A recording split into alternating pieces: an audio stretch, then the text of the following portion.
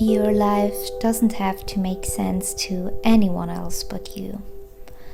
I often looked at my own life and important decisions as if they were being evaluated by someone else. And even though some of the people who gave me advice were, actually real people, it was most often myself. I was by far the hardest on myself.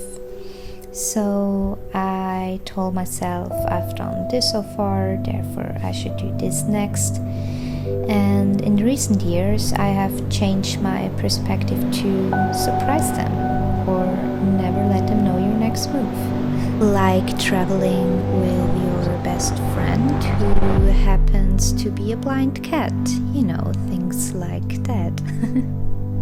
You don't have to pursue a career as a celebrity chef today just because you took a cooking course 5 years ago, And although this sounds obvious, many people live their lives according to decisions they made a long time ago and have not reconsidered since.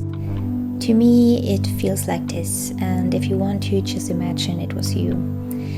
I can choose between two paths, both of which lead to progress. I can take the safe path where there are defined steps that I can follow. For example, I study, gain work experience, take a job, and try to get a higher position. That requires a lot of work, without a doubt, but I don't have to question much, like, what am I doing here? Or do I even want that? And then there is this second path. I take the first step without knowing where the second begins. It shakes me up, and that can be scary. I also take steps that feel like they will set me back in my development. Not everything will work out, and there don't seem to be any rules.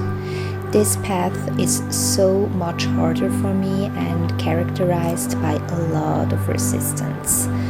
But I feel like I'm slowly learning that on this path I can be so much happier than if I had given into fear.